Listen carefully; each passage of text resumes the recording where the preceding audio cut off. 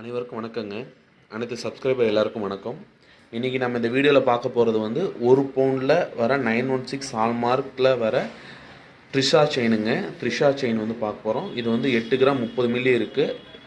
இப்போ நீங்கள் நம்மக்கிட்ட வந்து 916 ஹால்மார்க் இசட்டிஎம் 22 கேரட் கோல்டு வாங்குறீங்க அப்படின்னா, செயின்ஸ் வாங்குறீங்க அப்படின்னா செய்கூலி கிடையாது, அதிகமான வேஸ்டேஜும் கிடையாது நம்ம சப்ஸ்கிரைபர்களுக்கு.